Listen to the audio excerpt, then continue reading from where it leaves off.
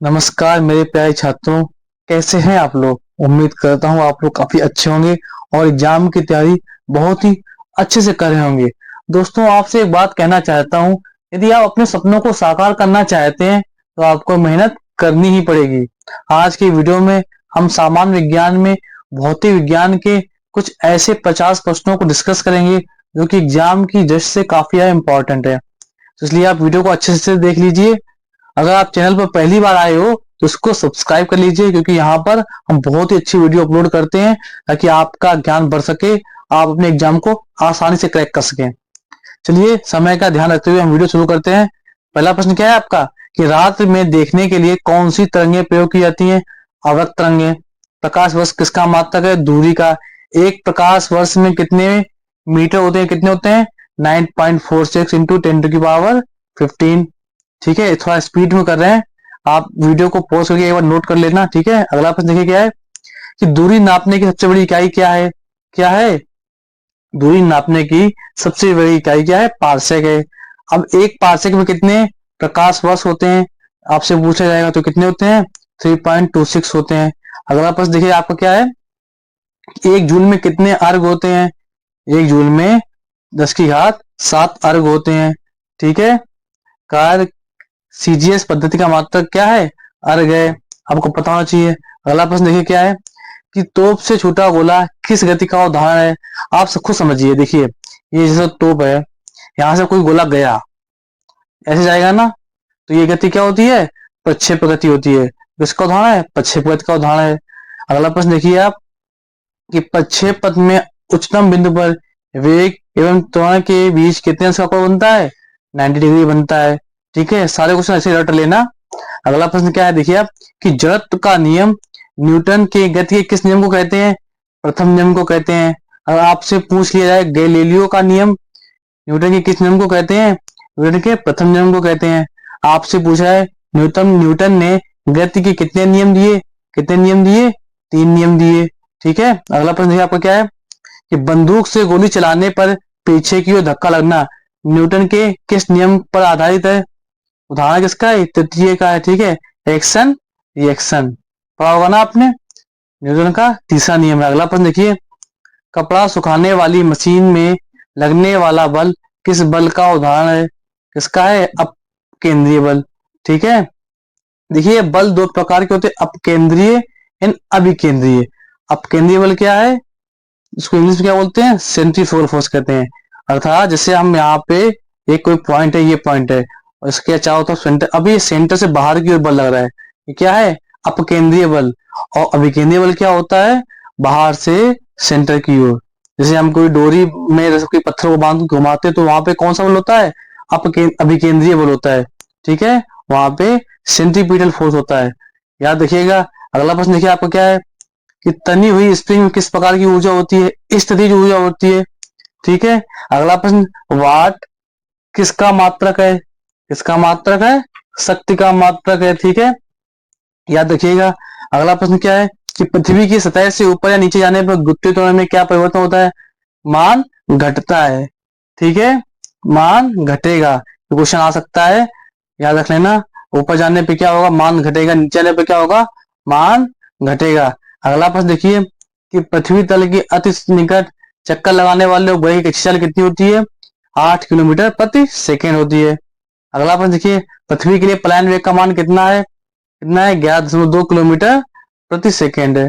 ठीक है, अब पूछ लिया पलायन वेग होता क्या है, आप थोड़ा समझिए। जैसे हमारी ये पृथ्वी है और ये इसका क्या है? ये गुरुत्वीय क्षेत्र है।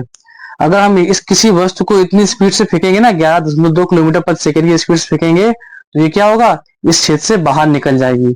अगर आप इससे स्पीड कम फेंके तो क्या होगा? इस क्षेत्र से बाहर नहीं निकल पाएगी, तो क्या अंदर जाएगी। अर्थात वो है न्यूनतम वेग, जिस वेग से फेंकने पर वो पृथ्वी के चुंबकीय पृथ्वी के गुरुत्वीय क्षेत्र से बाहर निकल जाता है। ठीक है, याद रखोगे।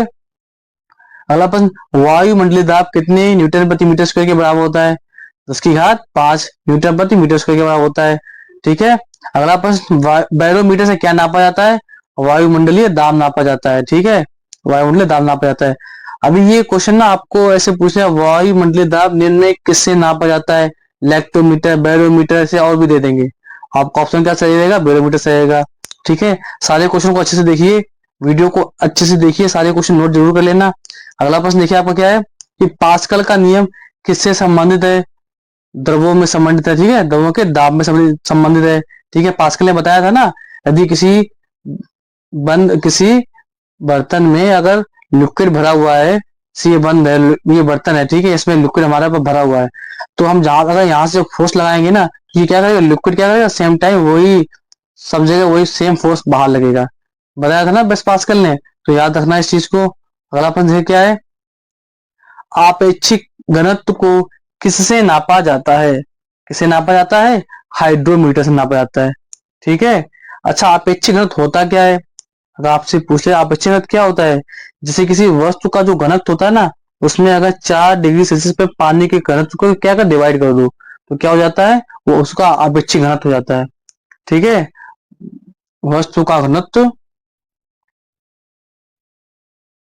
डिवाइड बाई 4 डिग्री सेल्सियस पे पानी का घनत्व। ठीक है, अगला प्रश्न देखिए क्या है कि दूध की शुद्धता को किससे नापा जाता है, लैक्टोमीटर से नापा जाता है। दूध की शुद्धता को लैक्टोमीटर से नापा जाता है।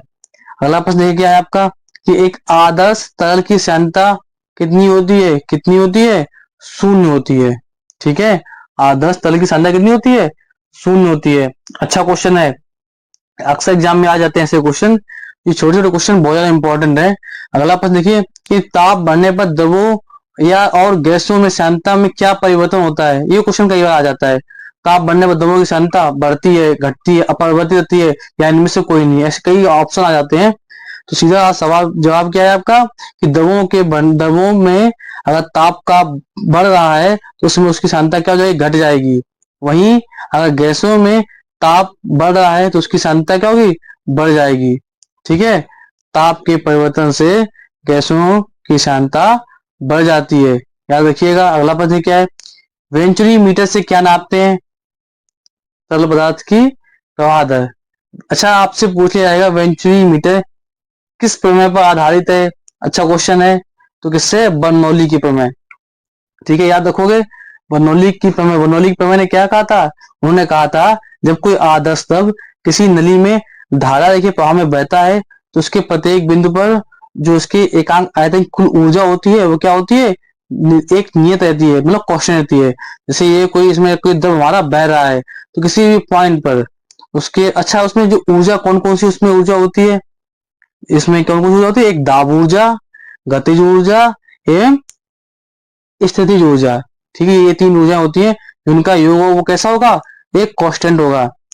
ठीक है, अगला प्रश्न ये क्या है कि सरल आवर्त गति करने वाला कण जब अपनी गति के अंत बिंदु से गुजरता है तो उसका त्वरण होता है, कैसा होता है, अधिकतम होता है। ठीक है, सीधा याद कर लेना।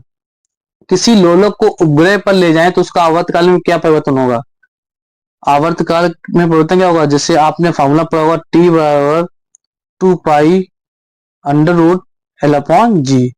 अभी जी तो हो जाएगा 0, ठीक है, उपग्रह पर लेके जाए तो जी क्या हो जाएगा, 0। तो जब ये 0 है तो ये क्या हो जाएगा, आवर्तकाल क्या हो जाएगा, अनंत हो जाएगा।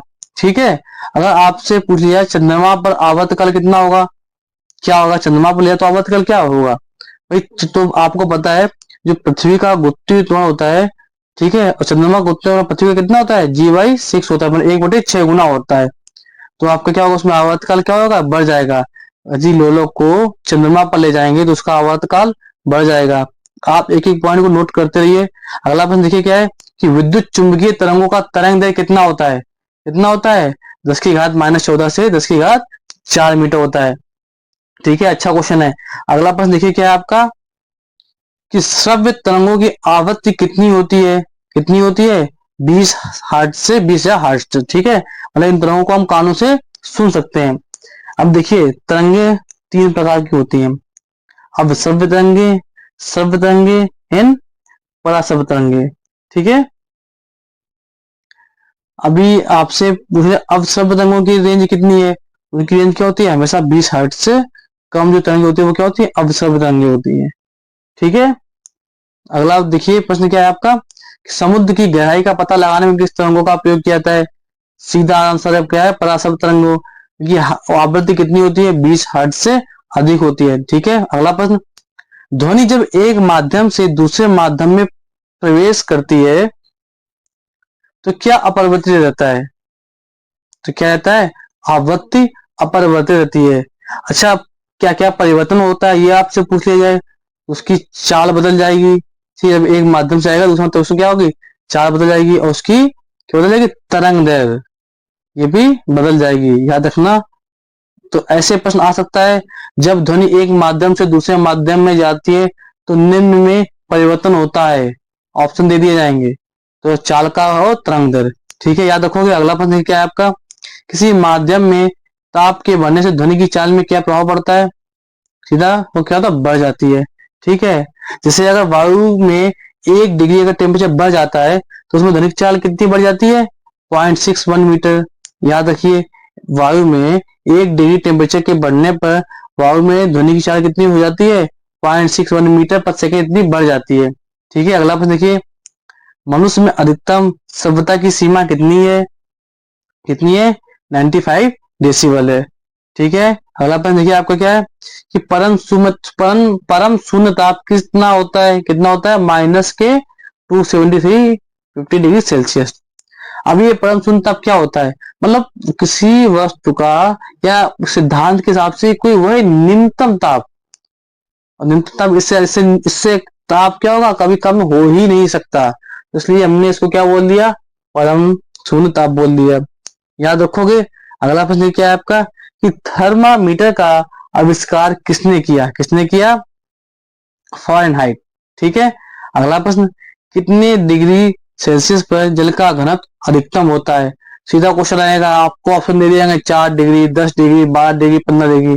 आपको जहां देखे 4 डिग्री सेम टाइम टिक कर देना है। ठीक है, अगला प्रश्न आपका क्या है कि वायुमंडल किस विधि से गर्म होता है? ये क्वेश्चन ना जैसे ऊष्मा संचरण की विधि से क्वेश्चन अक्सर पूछ देते हैं, बेसिक क्वेश्चन पूछ देते हैं। तो किससे होता है? संवहन विधि से। ठीक है, कौन कौन सी विधि होती है ऊष्मा संचरण की? चालन, संवहन एंड विकिरण। ठीक है, अभी चालन में किससे होता है? जैसे पदार्थ का जब कण, जैसे किसी मेटल पार्टिकल में किस विधि से ऊष्मा का संचरण होता है? किससे होता है? चालन विधि से होता है। ठीक है, अच्छा, अगला प्रश्न ये क्या है कि प्रकाश की तरंग दैर्घ्य कितनी होती है? कितनी होती है? 3900 से 7800 एंगस्ट्रॉम होती है। ठीक है, अगला प्रश्न ये क्या है कि चंद्रमा से परावर्तित प्रकाश को पृथ्वी तक आने में कितना समय लगता है? चंद्रमा से परावर्तित प्रकाश को पृथ्वी तक आने में कितना समय लगता है? अच्छा क्वेश्चन है, आपसे पूछा जा सकता है। कितना लगता है? 1.28 सेकेंड। ठीक है, याद रखोगे, लिख लिया होगा उम्मीद करते हैं आपने। चलते हैं आपके अगले प्रश्न की ओर। निर्वात में प्रकाश की चाल कितनी होती है? तो बेसिक क्वेश्चन है, सबको पता है कितनी होती है? 3 × 10⁸ मीटर प्रति सेकेंड होती है। ठीक है, अगला प्रश्न, किस रंग के प्रकाश का प्रकीर्णन सबसे अधिक व किसका सबसे कम होता है? बैगनी रंग का प्रकाश का प्रकीर्णन सबसे अधिक होता है, जबकि सबसे कम किसका होता है? लाल रंग का होता है। याद रखिएगा। अगला प्रश्न क्या है कि 90 डिग्री पर झुके दो समतल दर्पण के बीच कितने प्रतिबिंब बनेंगे? कितने बनेंगे? 3 बनेंगे।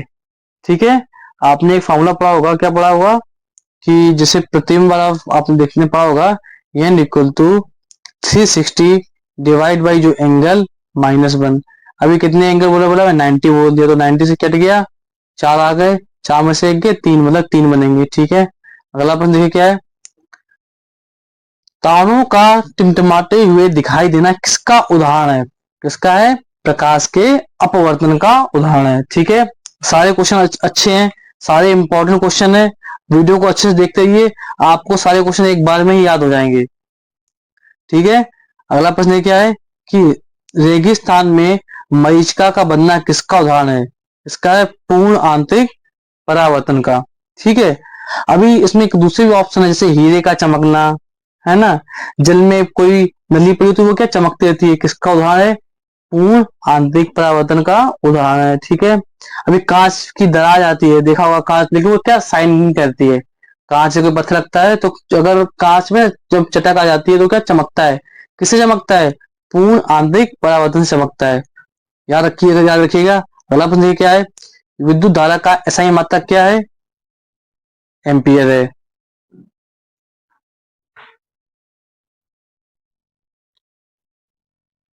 गैल्वेनोमीटर का प्रयोग कहाँ करते हैं? कहाँ करते हैं? देखिए, विद्युत परिपथ में विद्युत धारा को नापने वाला यंत्र है। ठीक है, अच्छा क्वेश्चन है।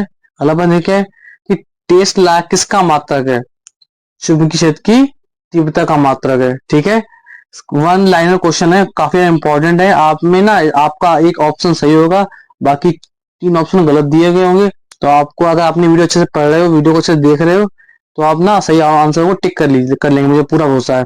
अगला प्रश्न क्या है कि लोहे का क्यूरी ताप कितना होता है? आपके ऑप्शन दे दिए जाएंगे, आपको पता होना चाहिए कितना होता है। 770 डिग्री सेल्सियस। ठीक है, याद रखोगे। चलते हैं आपके अगले प्रश्न। आपको देखिए, आपका अगला प्रश्न क्या है?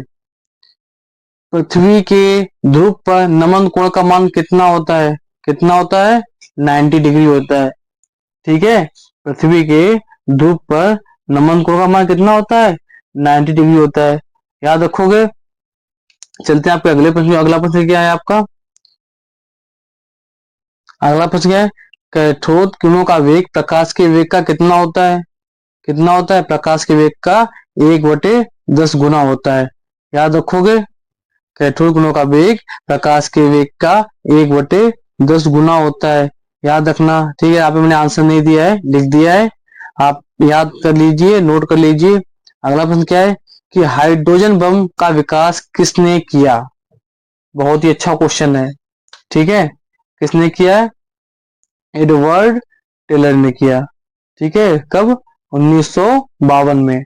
ठीक है, देखिए हाइड्रोजन बम ना परमाणु बम का लगभग 1000 गुना शक्तिशाली होता है। ठीक है, याद रखना, हाइड्रोजन बम बहुत ज्यादा खतरनाक होता है। अगला प्रश्न देखिए आपका क्या है? विद्युत प्रतिरोध के नियम की खोज किसने की? किसने की? ओम ने की, ये तो पता होगा आपको। अगला प्रश्न, ग्रामोफोन का आविष्कार किसने किया? किसने किया? थॉमस एल्वा एडिसन ने। ठीक है, उम्मीद करते हैं आपको वीडियो पसंद आया हो। आपको अगर वीडियो पसंद आया हो तो वीडियो को लाइक कर दीजिए, चैनल को सब्सक्राइब कर दीजिए और वीडियो को शेयर जरूर कर दीजिएगा, ताकि सारे छात्रों को ये वीडियो मिल सके, सभी अपने एग्जाम को आसानी से क्रैक कर सकें। मिलेंगे, हमने यहाँ पर भौतिक विज्ञान के कुछ 50 ऐसे प्रश्नों को डिस्कस किया है जो काफी ज्यादा इंपॉर्टेंट है। अगले सीरीज में हम रसायन विज्ञान के 50 प्रश्नों को लेके आएंगे जो कि बहुत ज्यादा इंपॉर्टेंट होंगे। मिलेंगे आपसे अगले वीडियो में, तब तक के लिए धन्यवाद।